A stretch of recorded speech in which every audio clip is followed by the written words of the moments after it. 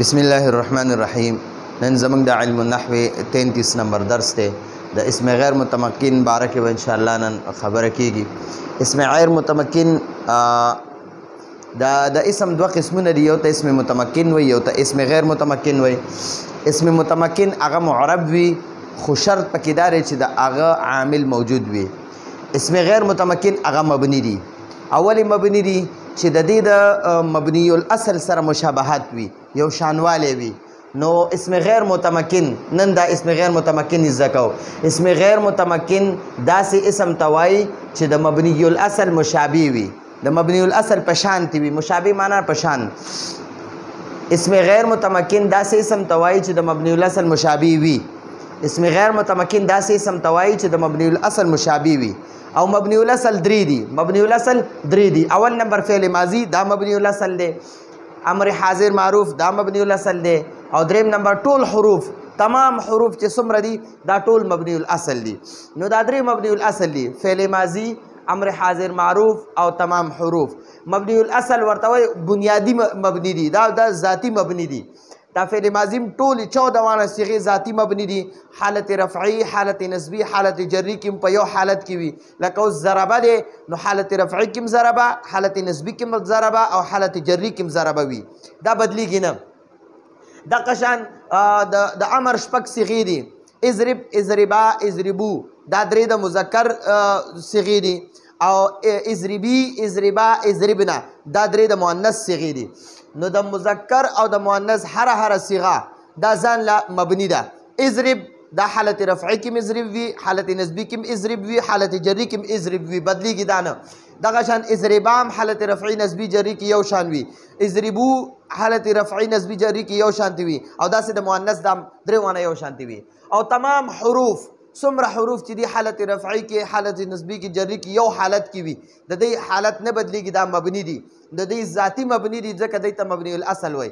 او دا اسم غیر متمکن دې سره مشابهت لري، دې سره په معنا کې یا په احتیاج کې یا په بل یو سیز کې دا قسمونه لیکلي، څلور قسمه لیکلي. په دې څلور قسمونو کې د دې مبني الاصل سره بنیادی مبني چې کوم ذاتی مبني دي، د دې سره مشابهت لري. د اسم غیر متمکن د مبني الاصل سره دا مشابهت په څو طریقو سره دی. دا اسم غیر متمکن د دې مبني الاصل مشابه دی. یا به د فعل ماضي په شانتي وي په معنا کې، یا به امر حاضر په شانتي په معنا کې وي، او یا به د حروف په شانتي دا محتاج وي.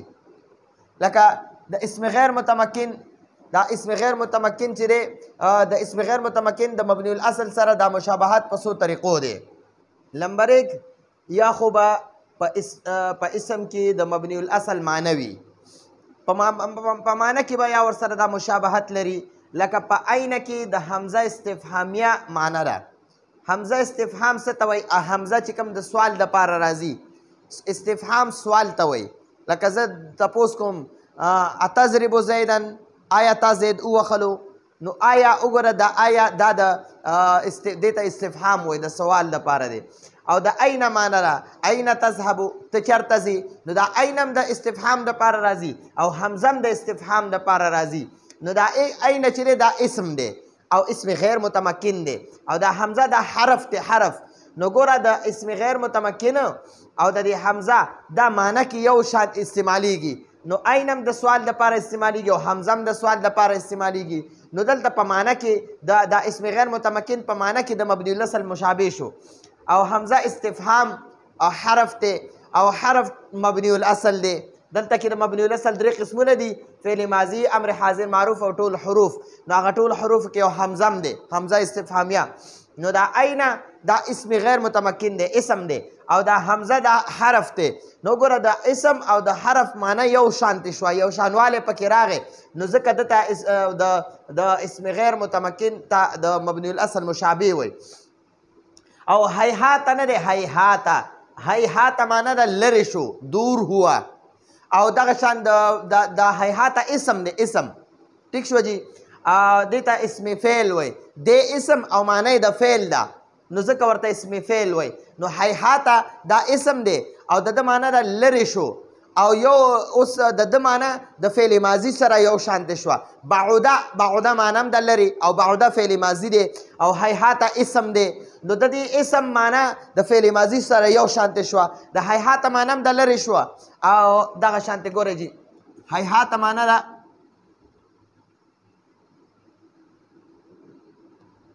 هیهاته معنی ده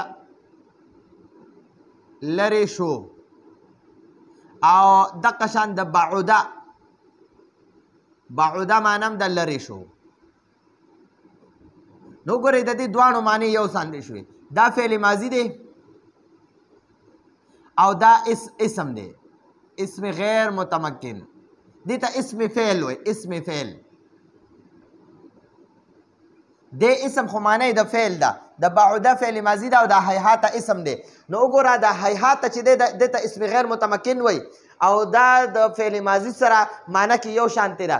نو په هیهاته کې د فعل ماضي معنی ده. نو وګوره په معنی کې د مبني الاصل سره مشابهت لري نو ځکه دې ته اسم غیر متمکن وایي. او په رویده کې رویده معنی ده پرېږده او د اترک معنی هم ده پرېږده. نو رویده اسم دی. رویده دا رویده دی. رویده اسم دی اسم فعل دی. د معنی د فعل ده او د اترک امر دی. امر دا فعل امر دی. نو وګوره د رویده او د فعل امر معنی یو شانتې شوه.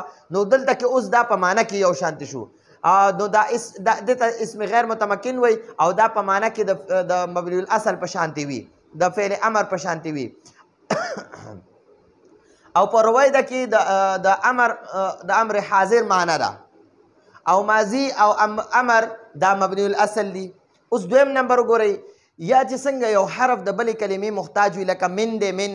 نو دا من چې دی دا اسم یا د فعل محتاج دی چې اسم یا فعل دی ورسنۍ لګولي نو د من اسم معنا نه وي. نو څنګه چې یو حرف محتاج وي دغه شان اسم غیر متمکن هم د بلې کلمې محتاج وي لکه څنګه چې اسم موصول د صلې محتاج وي ځکه دا موصول او صله چې یو ځای شي نو دا د جملې یو جز جوړیږي. او اسم اشاره دا د مشار الیه محتاج وي. اسم اشاره او مشار الیه چې یو ځای شي نو دا د جملې یو حصه جوړیږي. نو دغه شان څنګه چې حرف محتاج او حرف مبني الاصل دی نو دغه شان دا اسم غیر متمکن هم محتاج وي د بلې کلمې. درېیمه خبره یا چې اسم غیر متمکن د دریو حروفو نه کم وي لکه من او ذا. دا من چې دی دا د دریو حروفو نه کم دی. دې کې دوه حروف دي یو حرف دا دی یو دا دی یو میم دی او یو نون دی. او دغه شان ذا چې دی یو زال دی او یو الف دی دا هم دوه حروف دي. نو ځکه دا د حرف سره مشابهت لري نو ځکه دته دغه ویلی شي دا اسم غیر متمکن د دریو حروفو نه کم دی نو ځکه دا د مبني الاصل مشابه دی. څلورم نمبر یا د دې یو حصه یا د دې حرف یو حصه یا د دې یو حصه حرف سره شامله وي لکه 11 چې په اصل کې 11 نو دا واو چې دی دا واو دا د 11 کې پټ شو دې کې شامل شو نو ځکه د دې دا تنوین ختم شو نو دا 11 مبني شو ځکه د دې دا 11 کې یو حصه دا 10 یا 11 دا واو په دې کې پټ شو نو دا واو حرف ته حرف دا واو چې دی دا حرف ته او حرف ته دا د دواړو کې یو حصه شامله وي نو ځکه دې ته د مبني الاصل مشابه وي. نو دا زموږ د نن ورځې درسو اسم غیر متمکن داسې اسم ته وایي چې د مبني الاصل مشابه وي د مبني الاصل په شانتې وي. او مبني الاصل درې دي فعل ماضي امر حاضر معروف او ټول حروف. د اسم غیر متمکن د مبني الاصل سره دا مشابهت په څو طریقو سره وي. یا خو به په اسم کې د مبني الاصل معنی وي لکه په عین کې د حمزه استفهامیه معنی ده. حمزه استفهامیه هم د سوال دپاره راځي او عین هم د سوال دپاره راځي. او حمزه استفهام حرف ته او حرف مبني الاصل وي. او په هیهاته کې د فعل ماضي معنی ده. هیهاته معنی هم د لرې شو او د بعوده معنی هم د لرې شو. او په رویده کې د امر حاضر معنی ده. رویده معنی ده پرېږده او د اترک معنی هم ده پرېږده. او ماضي او امر دا مبني الاصل دي او چې څنګه یو حرف د بلې کلمې محتاج وي دغه شان اسم غیر متمکن هم د بلې کلمې محتاج وي لکه څنګه چې اسم موصول د صلې محتاج وي او اسم اشاره د مشار الیه محتاج وي یا چې اسم غیر متمکن د دریو حروفو نه کم وي لکه من او ذا او څلورم نمبر یا د دې یو حصه حرف سره شامل وي لکه 11 چې په اصل کې 11 و نو دا واو چې دی دا د 11 کې پټ شو نو دا 11 شو دا همیشه مبني وي 11 حالت رفعي کې وي 11 حالت نسبي کې وي او حالت جري کې وي درې واړو حالتو کې دا 11 وي نو دا هم مبني الاصل سره مشابه شو نو دا زمونږ د نن ورځې درس راتلونکي درس پر اجازت غواړو هذا هو المرام والله اعلم بحقيقة الكلام